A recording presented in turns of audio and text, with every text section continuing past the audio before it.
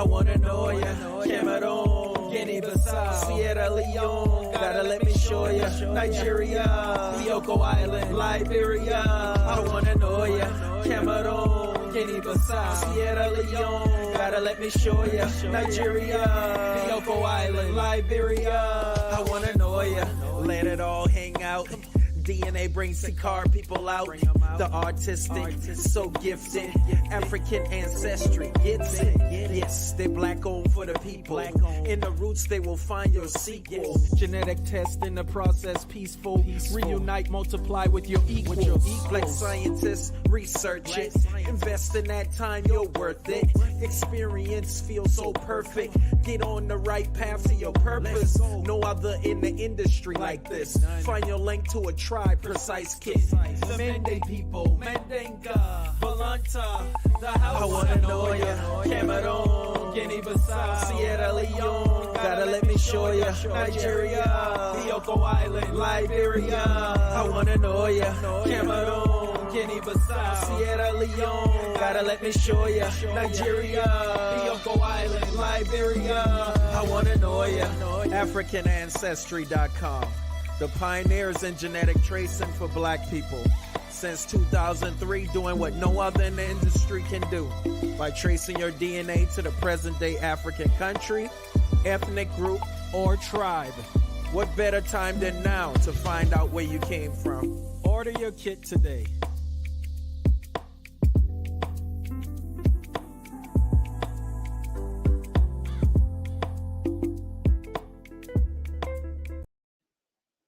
Hello, everybody. Welcome. Hello. It's Wednesday.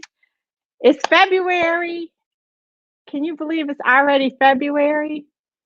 I have not left DC in exactly 1 year. Well, no, that's not true. It'll be 1 year in March. Woo! I've been in DC for 11 months. I'm Gina Page. I'm the CEO and co-founder of AfricanAncestry.com. You all know we are the pioneers of genetic ancestry tracing for Black people around the world. And we are on a mission to transform the way we view ourselves as Black folks and the way we view Africa. And we do that by reconnecting you. We build a bridge. We build a genetic bridge using your DNA to the present day African country and ethnic group that you share ancestry with. Hey, Avanti, it's good to see you. Marcus Stone's in the house. Nanachka's here. Vallard, Lisa, everybody's coming in. Okay. I am excited about tonight. I say that every week, don't I? Deadrian, I hope I said that right. Oh, somebody from Canada. Welcome, welcome. Welcome. We've got someone from Toronto, and that's on point, on time, because we're going to be kicking off Black History Month tonight and talking about Black History Month in Canada. So I wanted to have at least one Canadian on here to keep me honest, to make sure that I'm not sharing misinformation. El Ray's here, Norma's here, the Mende people are in the house, Betty's here, Charles, welcome. I'm so glad you all are here. Thank you for joining me. So we are going to have a lot of fun tonight. I was having fun. I didn't want to come out the green room and start the broadcast because two of my absolute favorite people and entrepreneurs are going to be with us tonight. Hey, Sean, welcome. You guys saw in the intro, if you were on, that we have the owners and founders of Mahogany Books with us. And it's not every day you get the owners and founders of Mahogany Books in the house. So I am ready to zoom through all this other stuff so we can talk to them, Angel. We got the T-Car here. Michael Etheridge is here. All right, all right. So you all know how we do during the month of February. We celebrate being Black all year round. But in February, we hype it up because February is the founding of AfricanAncestry.com. We're going to be celebrating our 18th anniversary, 18 years in the game. I'm not kidding when I say we're pioneers. We've been doing this for a long time. And so we just turn it up during the month of February because we have even more to celebrate than we normally do every other month of the year. So we have a special going on right now. We're going to be having specials throughout the month. Right now, for this week, we are celebrating with 10% off the entire site. So everything on our website is 10% off except the family package. That's already on sale. So you already getting a sale on that. But everything else is 10% off.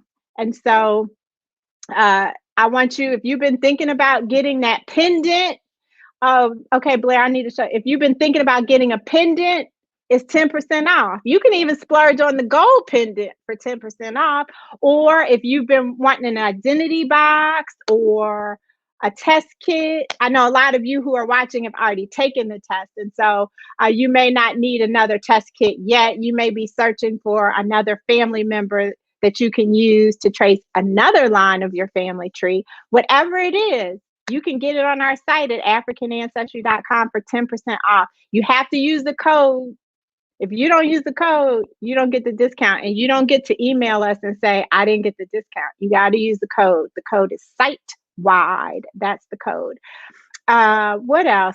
What else other housekeeping do I have to tell you? I hope you all stay tuned because we have a lot of very interesting people coming on and joining us for the month of February on these lives. And we're going to hopefully do one show where we just have African ancestry family members just coming through for the whole broadcast. So if you're interested in coming through and you have a unique story, or you just want to say happy anniversary or whatever that is, shoot us an email at info@africanancestry.com. We're looking to have somebody from every year. So someone from 2003, 2004, 2005, all the way to 2021. Shout out to Marcus Stone. He already claimed the 2018 spot.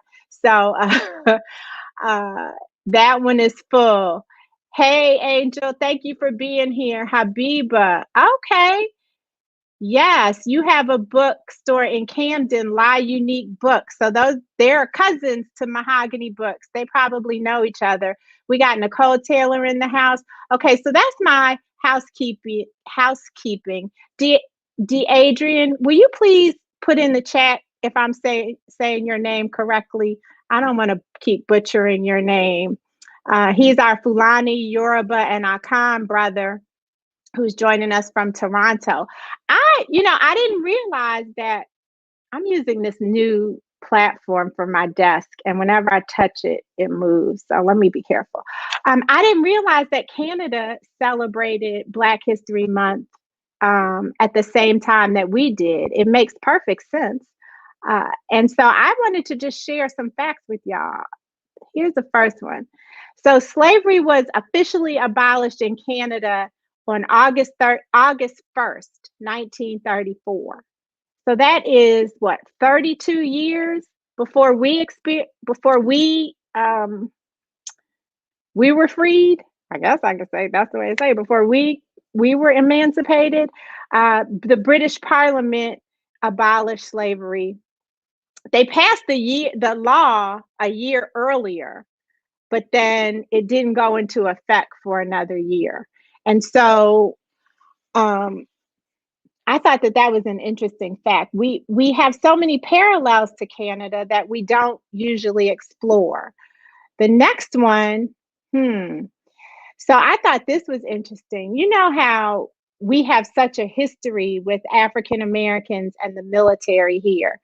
It's amazing. You learn about the Tuskegee Airmen. You learn about who was the battalion in Glory, and all different Dadrian. Okay, Dadrian. I'm gonna say it right from now on. It's 1834. Yeah, so we learn, we see these stories, and we read the books about our military history. Well, Canada has quite a similar military history in terms of Black people not being able to fully participate in the protection of the country, or at least be acknowledged for their protection. So there was a group that was known as the African Rifles. How dope is that? I need for one of these t-shirt companies like Philadelphia Print Works to make an African Rifles t-shirt or sweatshirt. The Victoria Pioneer Rifle Corps existed from 1861 to 1865, and they just did it themselves. They tried to get the government, as I understand, to allow them to enlist and formally serve and protect. I think it was Vancouver. I don't want to say that wrong. Protect an area. Maybe Victoria is an island.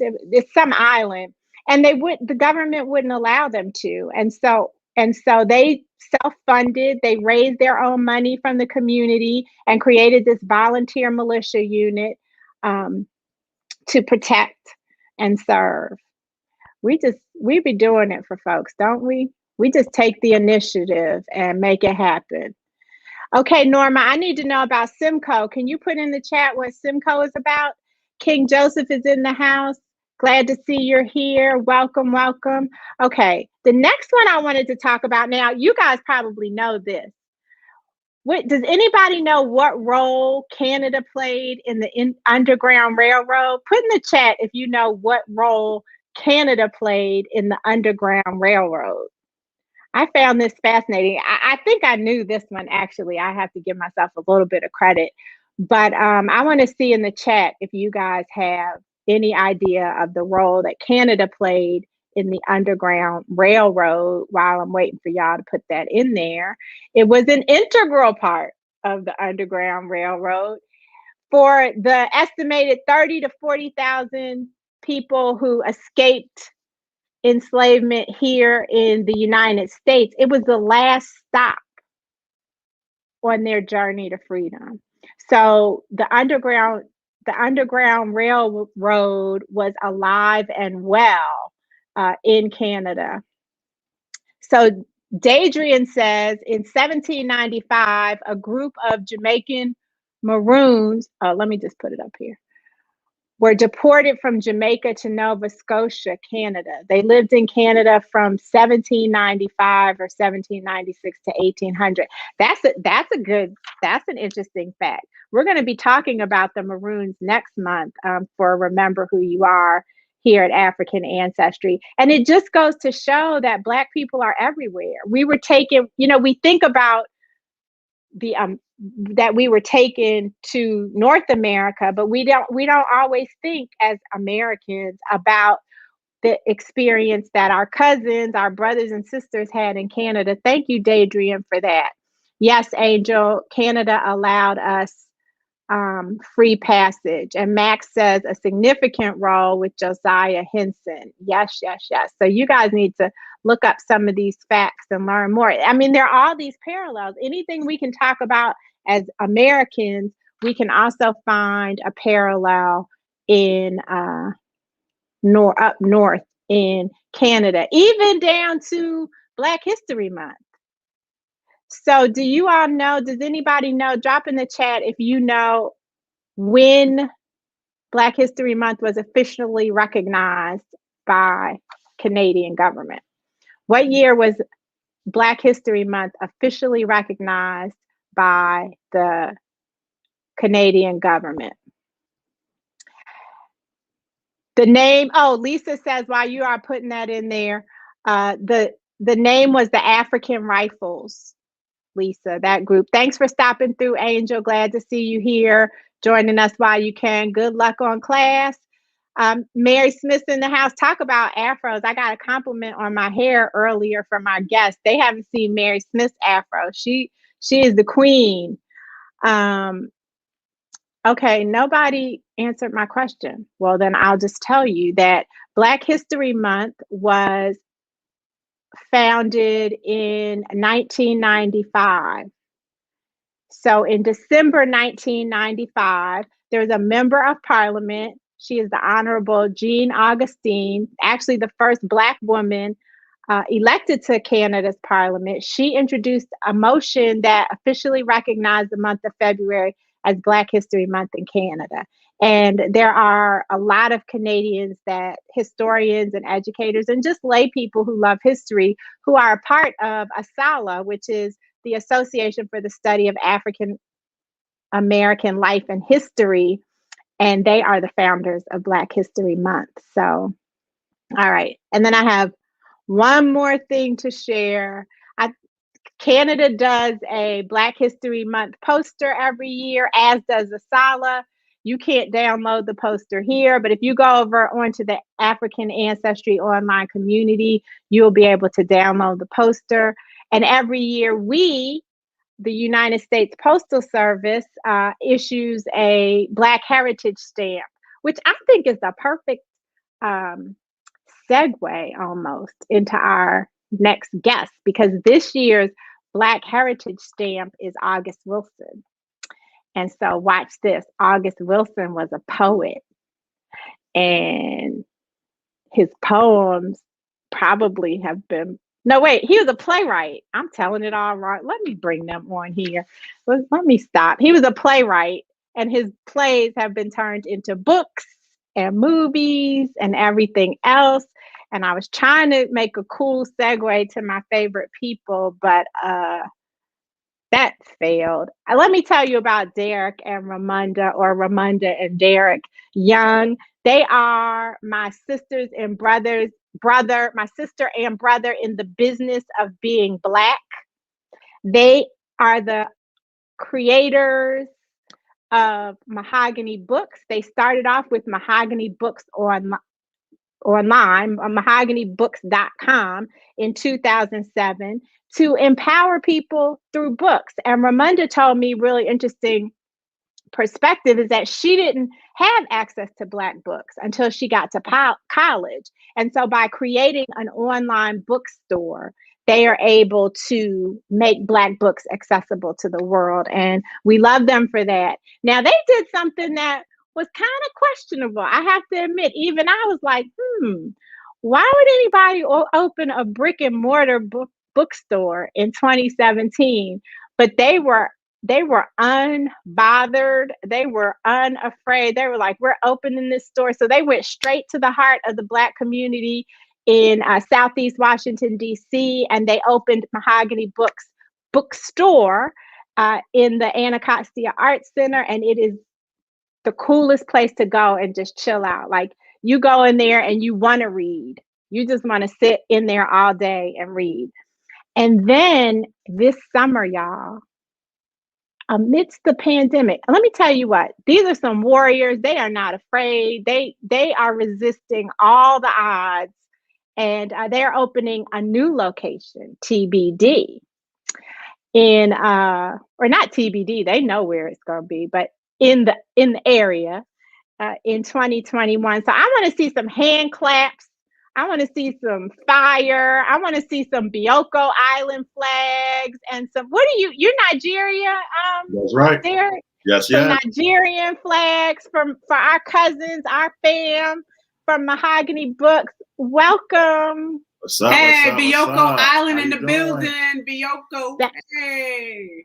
You are a true champion for that little island too, Ramunda. All day. I love it. I always think of you when I think of, okay, who do I know who's from Bioko Island? It immediately, your face pops up into my mind. Thank you all for being here with me tonight. Thank you for having us. Absolutely. Appreciate it. We're excited to be here. It's been such a long time since we've met online. Of course, I've seen you guys other times, but I think our first time online, we were talking in the green room, Ramunda, was with your reveal. Didn't we do your reveal online? We did. That was fun. We sure did. We were at your offices. Yeah. Fun. I enjoyed it. Yeah. Back when we had an office. Yes, right. Now we're in my office, my living room. Anyway, everybody is throwing up signs and hand claps and flags. You got some booby cousins representing with you, Ramunda. Yay. Shout out to Charles Murphy. So listen, thank you for fitting me in to your very high profile, very in demand, busy schedule. I need to tell you guys, I don't know how many of you all watched the Today Show. I don't know how many of you all follow Mahogany Books online, but I don't know, maybe 2 weeks ago, if that, I got a call from Ramunda. Usually we're texting. I got a call and she's like, Gina, I want you to be a part of this book club event, but it's top secret. I can't tell you anything about it. Just read this book. And I was like, okay. And so they compiled a group of people who are part of their Mahogany Books and Very Smart Brothers book club together. And I'm going to show you guys what happened when we came, when we got on the Zoom.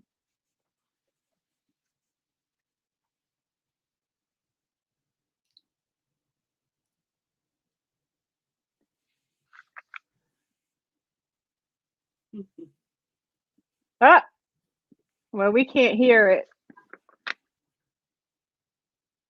But well, tell us what happened, you guys, since we can't hear it. No problem. Absolutely. Yeah. So we were contacted by the publishers who produced President Obama's memoir. And they said, hey, President Obama has been, watching you guys, is a huge supporter of you guys. And actually, a couple of months ago, he started following us on Twitter. So I'm all excited, like, what? The president? Then I'm like, is that real? But anyway, he started following us on Twitter. So I thought that was cool. And so when they said that, it made it feel connected. So I was thinking he may have been following us and be aware of us because of the whole, social media piece. And so they reached out and said, hey, he wants to do a book club discussion, and your book club is the one that he wants to do it with. And we want it to be with you as well. And so we were like, wait, who is this? The Barack Obama? And so we had about 4 days to reach out to all of our book club members, email them, have you guys, submit questions, do a background check on everybody. And so, we couldn't tell you guys. So that was the hardest part because we knew and had to sign, the documents so we could keep it a secret and to reveal it to you all at the same time. But it was crazy. So it was a lot of calls, a lot of meetings back and forth just to discuss the logistics and make sure everything was good to go and that you guys were good to go and that we were excited as we were.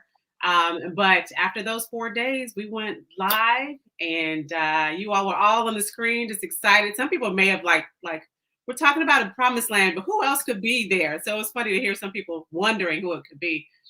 And so that's how I felt, Ramunda. That's how I felt because you said read this book and it would be someone from the administration. Correct. And all my questions were for Barack Obama. And it never even crossed my mind that it would be Barack Obama. So I was like, this is kind of weird. Like, how do they expect us to have questions? But apparently I was the only one because everybody else had questions for Barack Obama. They must have had a sixth sense that it was going to be him. Some people, someone said they thought it was going to be Michelle Obama. Yeah. So. Okay.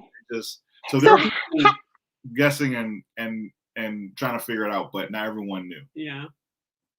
So how did it feel when you got on when you were in the background? We've all done Zooms. Yeah. How did it feel when you were on the Zoom and then you're in the green room with Barack Obama? I mean, it's still kind of surreal. Like, it's happening. People are saying, well, this is going to happen. And like Ramunda said, you're doing like light vetting and things like that. And then, you're sitting there waiting and he pops on the screen and like he's saying your name. Hey, Derrick. Hey, Ramunda. I'm like, he said my name. He said Ramunda. He said it right. I'm excited. But I was real calm. I was like, yeah, thank you. Yeah. So it was, I mean, it's surreal. It's kind of hard to kind of put into words. I try to sit back and like just take it in. The funny thing is that this is something that we have been amongst ourselves talking about for a very long time. Like, wouldn't it be great if one day, like, we were able to bring the President of the United States to Mahogany Books for book talk? Like, that was something we talked about before we launched the physical space. Like, we were just online. This is something that we kind of set out as a goal. And to see it actually happen, it's just, even after it has happened, I try to sit down and just like, okay, let's sit in a moment and wow, okay, all the work that we've done has paid off to us, to a certain extent. Yeah, and he was just. I think that's. Oh. I just want to say, I think that's a really good point, because we all have dreams, and we may have some like close-in dreams that we know they'll probably come true, and then we have those like super far away dreams that are pipe dreams almost, right? Right. But you all this is the perfect example of how don't give up. No dream is too big. No dream is unreachable. Yeah. And you can make it happen. But go ahead, Ramunda. Oh, absolutely. You're right. I dream crazy stuff anyway. So it was just a matter of time. You keep hoping and wishing, but to have it happen was surreal. And to be sitting in the green room and he's talking to you and you're chatting about Michelle Obama's outfit. And he's talking about your bookstore and how he's so excited and proud of it. You're just, it's just an amazing feeling to be seen. And I'm not saying we do this to be seen. We opened up our bookstore, the time we opened up the physical space. Not one time did I think of the media that would come from it. Not one time. All I kept thinking about was, man, this community is going to have a dope bookstore. And we're going to be the ones who stepped out on faith and executed and made that happen. That's all I kept thinking about, that people will have books in their neighborhood that they deserve so much. But when the press and things started coming, it was like, wait a minute, what? We had to get a PR person to help us out. And it was just crazy to know that you can have a dream and an idea and other people buy into that dream and support that dream. That was a surreal moment. So to see the president of the United States be part of that was very humbling, and to know his support over the years that has been for independent bookstores. And he said, no, this time I really want to show some support, more support to a Black bookstore. So I thought that was cool too. So it was surreal. I was really happy about that too, because, I feel like in this conversation, the elephant in the room would be politics and prose. So we have a bookstore here in DC. I'm going to say it. I don't know if y'all would say it, but I'm going to say it's my broadcast.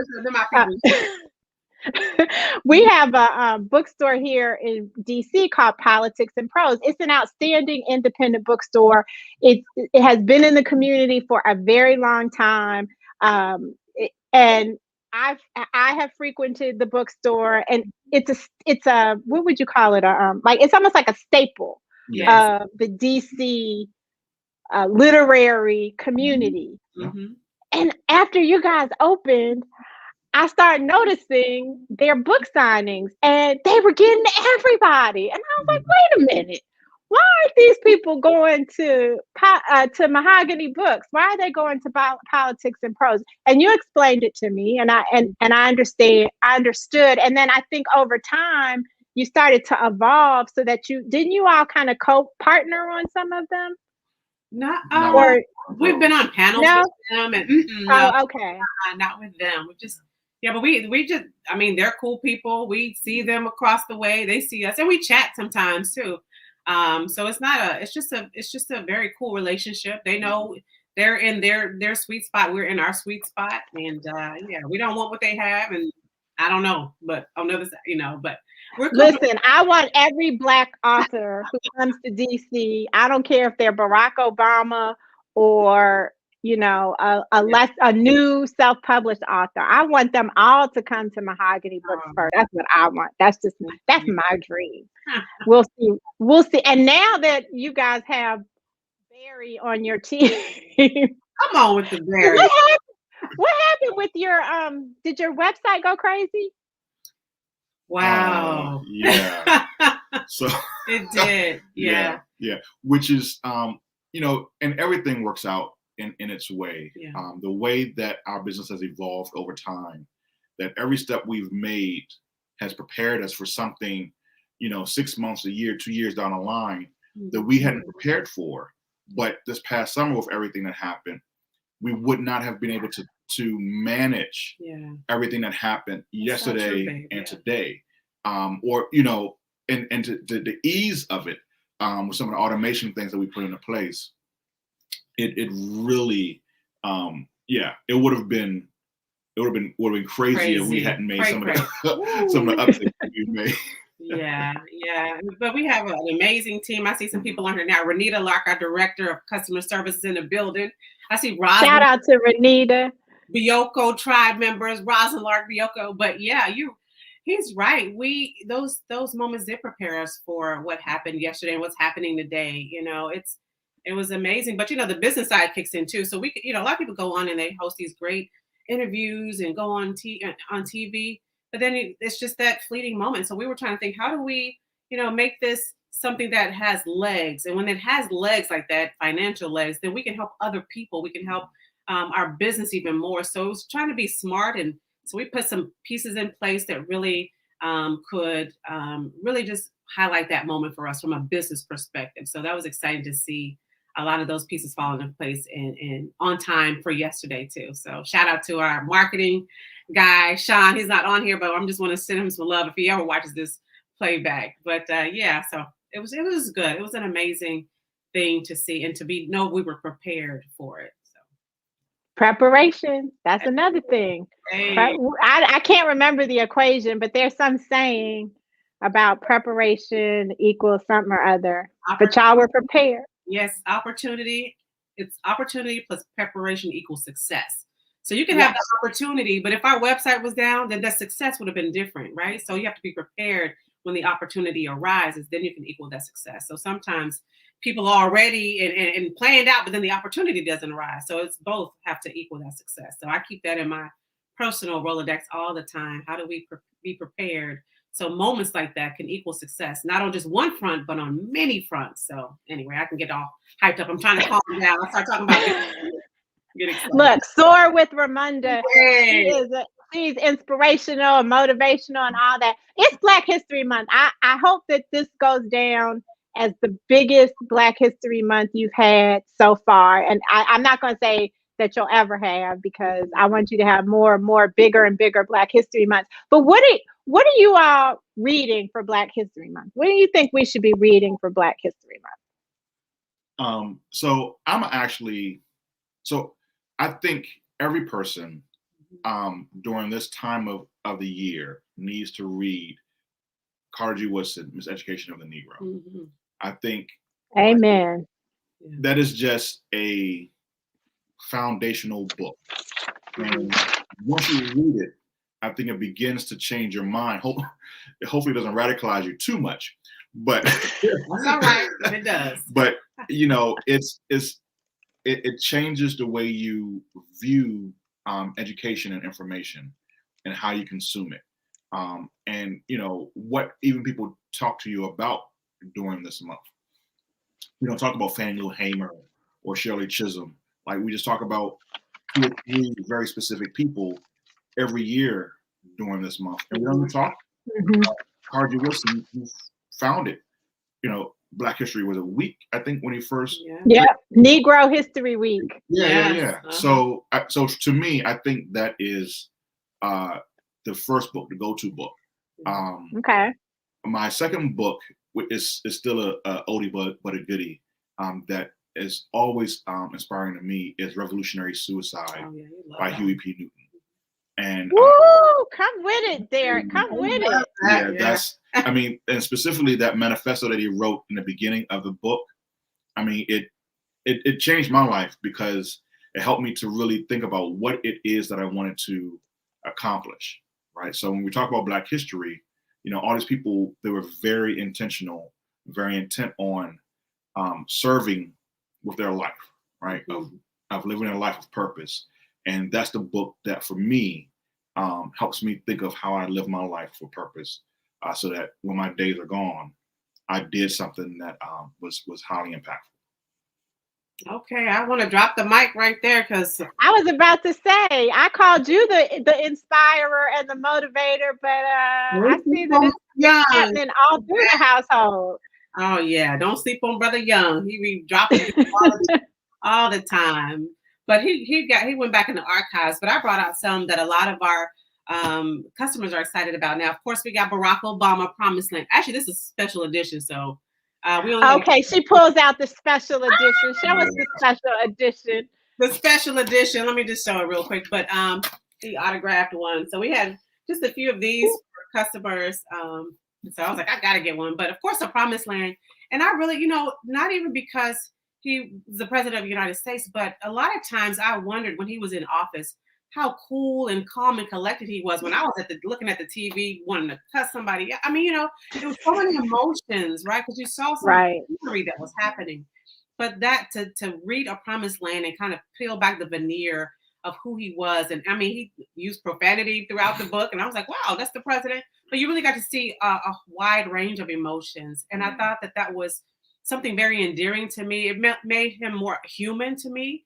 And so reading a lot of those personal moments, with the tenderness between him and his girls and the joking around that would happen between he and Michelle Obama. And so reading that, I really, really loved what A Promised Land did for me, just the behind the scenes aspect and how he thought and how he felt. You got a lot of his vulnerable moments in the book. So Promised Land, of course, our customers are going crazy for, I'm trying to bring it up, Cicely Tyson, Just As I Am. Yeah. To, And Blair, you can bring it up too, so she doesn't have to hold it the whole time. So Lisa is reading that right now. She said, I'm reading Cicely Tyson's memoir. Yes, absolutely. So that was what I wanted to jump into, but so many of our customers are looking for that book. Of course, due to her untimely passing, that just, everybody really wants to go and read a part of her story. She's such a huge part of history. She is a huge part. When I think of my skin color being this chocolate Black girl, and to see this magnificent chocolate woman break through barriers and still have class, still have grace, still be regal, still be who she was, that spoke to me. And so to be able to dig into her memoir, to be able to be a part of that last event that she had, they chose 12 bookstores across the nation to be part of that, and we were one. And so to sit there and watch that interview was humbling and eye-opening and surreal. So Just As I Am by Cicely Tyson. And then there's one other one I had for the young people real quickly. It's called Love is a Revolution, right? By Renee Watson. I love for one, just because of the cover. I'm going to zoom in. I know it's up there on the screen, but to see another dark-skinned, beautiful brown girl with braids on there. Yeah. She's round. She says plus size in the book. So to see that, we're not just this monolithic type look. We come in all shapes and sizes. And to have a book that speaks to teenagers, to young girls and boys, to say, you know what, you can be bomb, you can be bold, you can have such self-love for yourself no matter how you look. But to own that space, I love that for our girls. So to be able to hand that book to people in our store, I love that just because of the imagery alone. But you get into the pages and she really talks about how she struggled with self-love and overcame that and really went on to just do her thing. I love that book. So Love is a Revolution by Renee Watson is perfect for teens 13 and up. Parents, y'all can read it with your kids. But those are awesome from the new school, I say, since Brother Derrick broke out the old school on us. But you both dropped some revolution-based nuggets in there, so we know what's going on over there at Mahogany Books. So I do have a question for you that I didn't tell you I was going to ask. But how have you seen book buying change over the past since you've had the bookstore? So since 2017, have you seen a market change in how people are buying books? I don't know. And I would say no, but that might be because I'm very nuanced in how I look at the market. Like, I really don't care about the larger market, right? I know that for me and my community, there are certain kind of books that we need to have access to. The larger market wasn't really doing it, so I just kind of like stopped paying attention to them because they weren't giving us the information that we needed to be successful. So we just like, what is it that we have to do and find our own data? And based on our own data, we see it is opposite of what people say stereotypically about Black folk. We're reading, like one of our biggest categories in the store is African American studies, right? That's people come in all the time looking for nonfiction books. They're trying to learn information, whether they're young, old, men, women. It doesn't matter. They're looking for information about themselves. I will say the one category, one genre that has evolved over time is science fiction. And that's because we're seeing more Black women writing science fiction. And it's becoming far more inclusive. So you see more Black women reading science fiction and enjoying it. So that's one of the genres that I think we are seeing an evolution in, because N.K. Jemisin, Nnedi Okorafor, they're writing these fantastic books. Tomi Adeyemi, they're writing these fantastic books that the Octavia Butlers and Antananarive Dews had done decades before, but wasn't getting the same kind of audience to. But now there's a little bit more of a push behind it, and maybe it's because these things can be turned into movies and stuff like that. But we're seeing publishing companies market those books more, which makes it puts it out in front of people more, and they give an opportunity to Black women who are writing some incredible stories in the science fiction fantasy genre. Yeah. And a lot of these stories that you're talking about, not just with the science fiction or Afrofuturism, but just across the board, people can experience in different ways at Mahogany Books, right? So can you guys talk about the different ways that we can experience Mahogany Books? Of course, online is a huge way. But when you say experience, I'm not sure if I understand fully what you mean. I'm thinking about the book club. I'm thinking about the Arthur talks you do. I would like for you to sell us on all the amazing marketing vehicles that Mahogany Books has for our benefit. Yeah, well, I think the biggest thing that I keep in mind is community. I love connections all day. And so to have a space that the lens for us is more community, how do we have authentic connections and gatherings and conversations around these books, around these works that really impact us as a people, especially when we learn so much historical information about who we were, and we can really impact our self-esteem in that way. So hosting those author events, we're very intentional with our author events. So many people email and say, hey, I want to host an event with you. And so we really take our time and look through them and make sure that this really speaks to who we are. And not just, we try not to just stay in one genre. We know our customers, span a lot of different things. So we do have fiction and kids books, and we've had vegan cooking and, a variety of things on there that really speaks to us as a community holistically. And so a lot of different author events. Of course, with the pandemic, those in-person events had to cease, which was something, we think of community and people coming and gathering. So that was a shift for us, but we just moved the party online, right? So we created Mahogany Books Front Row, and the whole purpose and premise was you can be on the front row of your home, the best seat in the house, and have these conversations and be able to participate. And you can have food, you can be in your pajamas, whatever it is, but to be able to hear these type of conversations. We had Al Sharpton, Gabrielle Union, Sean King.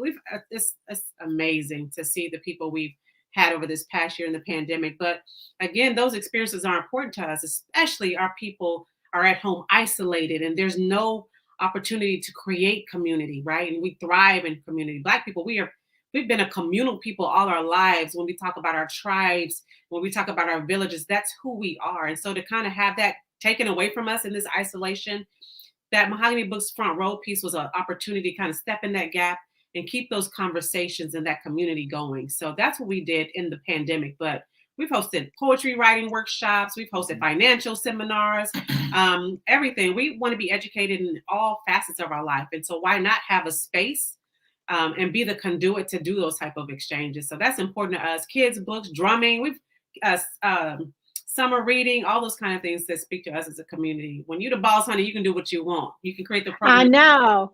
I really enjoy you. Do you still do the series? Well, not during the pandemic, but you had the series with Black business owners, right, Derrick? Yes. Yep. Ujima Thursdays. Ujima Thursdays. Yeah. So, and that's, it's a personal thing for me, but also it's an important thing for the community, because I need to be around other entrepreneurs, other Black entrepreneurs who are dealing with bureaucracy and just limited information, limited access and to things. Us being able to, we've had conversations and just to be able to talk to each other has been just, I'm not the only one. Yeah. We can get through this. Yeah. Start back at it again the next day. But Yeah. Ocean Thursdays was an opportunity for other people who are either in business or looking to get into business to come together. And again, it's a bookstore. So all the information you need is somewhere on the shelves. You know, if it's not a book that we have, we can get the book. But the idea is that I think that's an important point that I want to make sure people understand. If there's a book you want and you don't see it online, they can get it for you. So you don't have to go anywhere else for any other book. Any book you want, you can get from mahoganybooks.com. Yeah, they can call us, and we have people there. We have a huge database of books that we work with one of the largest wholesalers in the world. And so you're right. If it's not on our shelf, if it's not on the website, call us, because more than likely we can get the book. If it's been produced in a way and put, at the world's largest distributor, we can get the book. So, I know that's right. Now, Norma had a question or had a statement. Is it true that you guys don't ship to Canada? Not yet. Okay, not yet. That's fine. Not yet. You'll get there. Yes. You'll get there. So Norma, I do know that there's Nile Valley Books in Toronto. So I'm not sure if you're familiar with them, but I do know that they have an online store that you can get Black books from. So not to fret. Now, what about people who are authors and who maybe have self-published? How can they present their works to you? Do you sell self-published authors? We do. The landscape is so amazing with so many people who have just tremendous stories. So there's lots of self-published writers out there. But absolutely, on our website, we have a portion on our homepage. If you scroll all the way to the bottom, it's under author relations. And so there's a form there that people can submit their information. And so we can peruse it and kind of select. There's a lot of, there's some questions there for them to answer. But then we go through there and select some of those self-published authors too, because they deserve a platform.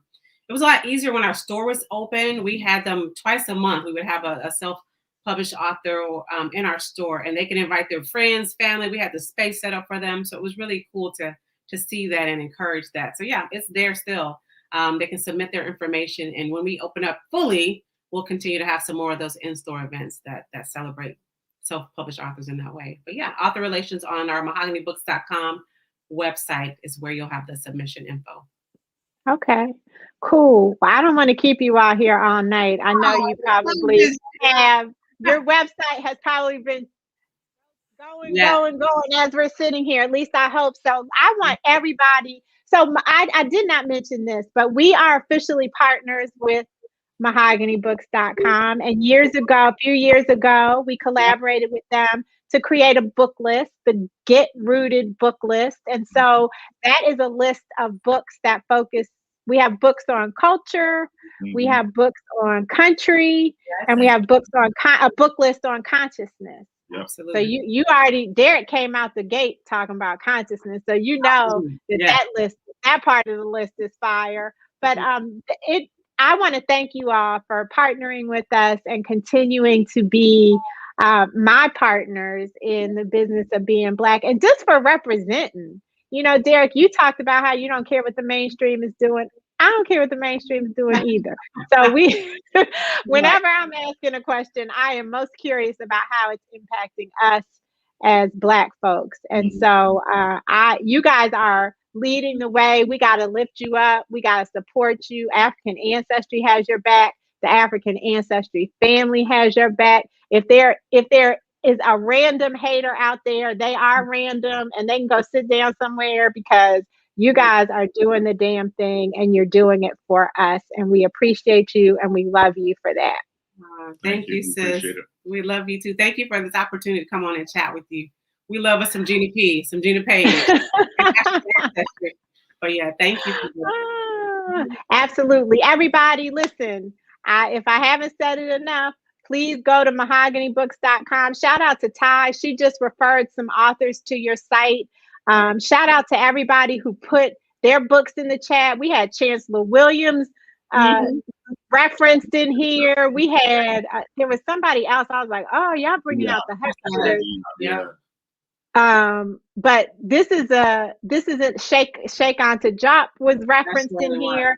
So the African Ancestry family is well read, well informed, and for those who are learning too, learning and seeking. And so again, thank you for what you do, everybody. You know that we are still in a pandemic, and so even though we're tired of wearing masks, please continue to wear your mask. Even though we want to hang out with our friends, and some of y'all in some of these cities are hanging out with your friends. What I see on social media, I just can't believe. But if you're going to do that, please be careful. Please continue to social distance. Please continue to support your mental health and the mental health of those who you know and love. And please continue to support your immune system. We got to take care of ourselves in order to get through this to the other side. Don't forget, we have a special going on, 10% off the entire site. That ends on Sunday. So get it in while you can. I'm telling you. That's right. Gina, get the pendant. My birthday gift. I remember. Hey. Yes. Y'all see that? T-shirts, all of that. I love it. And you rock that so much. You rock it so well. Thank you. Until we meet again, everybody, may you be happy, may you be healthy, and may you be whole. Thank you for being with us tonight, everybody. Good night. Bye. Have a great one.